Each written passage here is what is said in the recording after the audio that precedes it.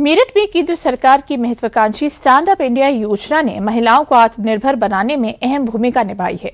मेरठ की ममता गर्ग ने पति के निधन के बाद घर से ही हैंडीक्राफ्ट का कार्य शुरू किया। शुरुआत में उनके बनाए भगवान की पोशाक, लड्डू गोपाल के सिंहासन, पालने और बंधनवार जैसी वस्तुएं काफी पसंद की गईं, जिससे उनका काम बढ़ने लगा।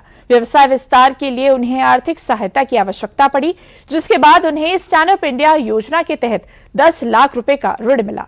इस सहायता से उन्होंने अपने कार्य को और विस्तार दिया तथा न केवल स्वयं आत्मनिर्भर बनी, बल्कि अन्य महिलाओं को भी रोजगार उपलब्ध कराया।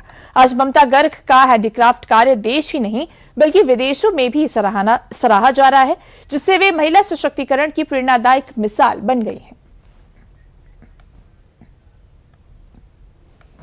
मैंने ये जब शुरू किया था तो मैं लड़कियों को क्राफ्ट का सामान सिखाती थी, पर उसके बाद धीरे धीरे मेरे को लगा कि मेरे सामानों की डिमांड बढ़ रही है। कुछ मार्केट से दुकानदार आने लगे जो कि पूछने लगे कि आप हमें सामान दे सकते हो क्या। पर उस वक्त फिर मेरे को पैसे की दिक्कत आई, क्योंकि जब होलसेल में देना था तो सामान ज़्यादा बनाना पड़ा।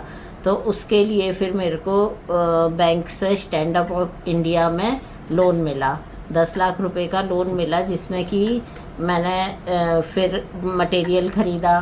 धीरे धीरे मेरी सप्लाई बढ़ती गई। आज मेरी देश के अलावा विदेश में भी सप्लाई जाती है। वही यही है कि अगर सरकार इसी तरह से ज़रूरत जिसको हो उसकी मदद करती रहे तो फिर लोग आगे बढ़ने में उनको किसी और तरह की परेशानी का सामना नहीं करना पड़ेगा कि पैसों का इंतज़ाम कहाँ से करें, कैसे करें।